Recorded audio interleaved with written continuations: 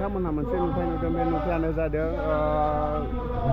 क'क्राझार जिल्ला दुलाराय बर' फरायसा आफादनि 52थि थान्दै जख'न्थाइ बे जख'न्थाइ हाबाफारिखौ नैबे क'क्राझार जिल्ला दुलाराय बर' फरायसा आफादनिनो सिङाव थानाय कुसुगाव दख'रा दुलाराय बर' फरायसा आफादनि जौलेसोरि गोजौ फरायसालियाव लानाय जादों। बे समाव बिथांमोनहा गावसोरनि जायनाखि गोथार फिरफिला बे फिरफिलाखौ उरायखांबाय।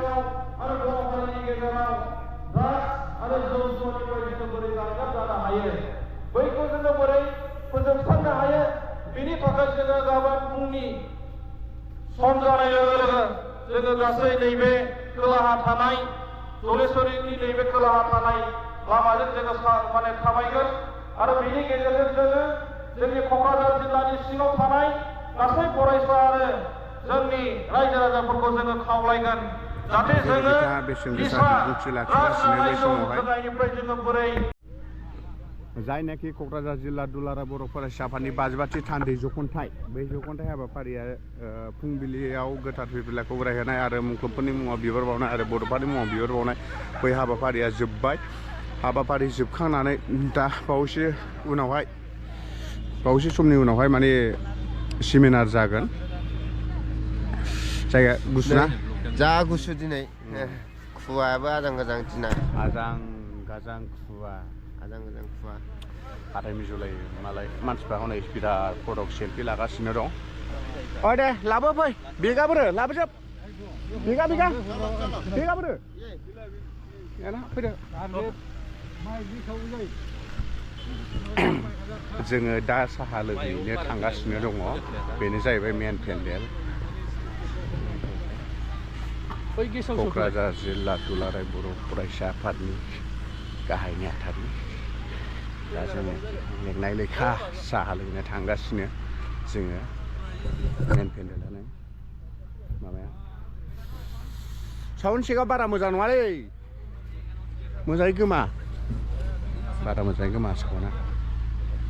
जों दा गेस्ट हाउसआव थांगासिनो दं ब्रेकफास्ट खालामनो आरो ब्रेकफास्ट खालामखांनायनि उनावनो आङो थांसिगोन क'क्राझाराव मानो थांगोन होननानै बुङोबा शुटिं दङ।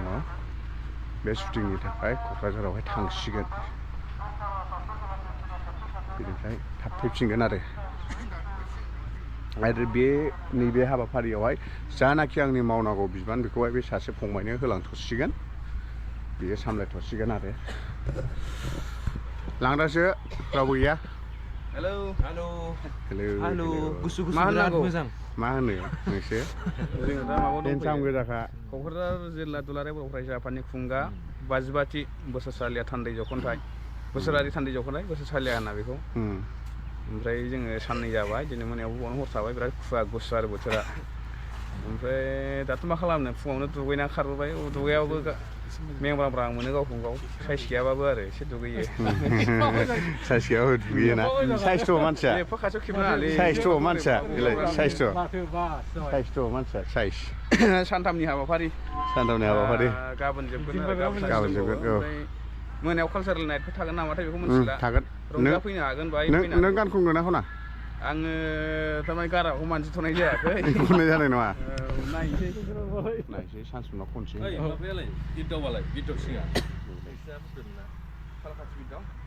दङथ' जों साहा लोंनो नागिरदोंमोन नाथाय साहा फुदुंग्रा गैया। मा खालामबावनांगौ जाखो असाइस मोनथारोलै माथो।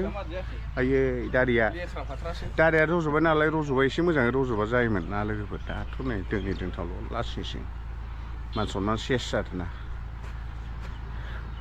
दा अब्ला नोंथांमोननो दा दसे उनावहाय माखासे नुथायफोरखौ नोंथांमोननो देखायलांसै जों। अब्ला नोंथांमोनहा थाथ'दो।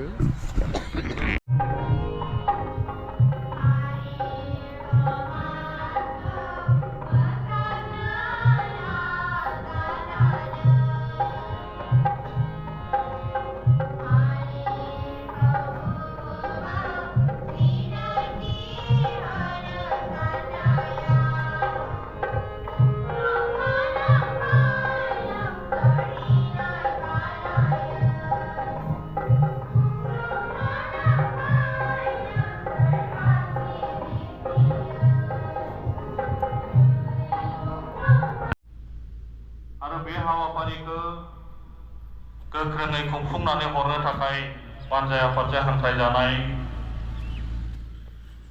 जोंनि गासै भलन्टियार्स सांग्रां फरायसा लोगो नोंथांमोन बाहागो लानो हानाय जोंनि जिल्लानि सिंनि मिडियानि गासै सामलायगिरि नोंथांमोन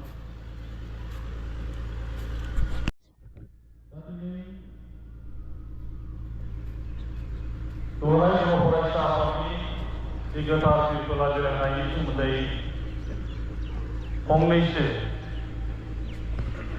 बिबुंथि लाखिनो खावलायनाय लेखा आङो खुब खम समनि गेजेरावनो बुंनानै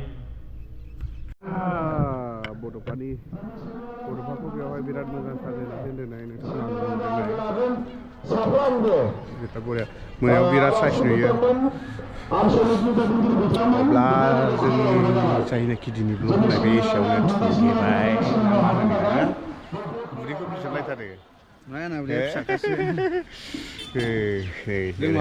माबाखौसो रिल्स खालामनो नागिरदों जोङो गेन्द्राद्रा उदैया ओरैनो देराखैलैयागै बियो थाखा थिंख्लिसो बेखौ रिल्स बानायसै अब्ला जों रिल्स बानायग्रोनोसै थाथ'दो अब्ला दिनैना एसेयावनो जोबलायबाय आरोना दा बेलासियाव फैबावजाबावगोन ना जोबथ'बाय ना मा होनो थाबद्राय जायाखै जाबायलै होनदो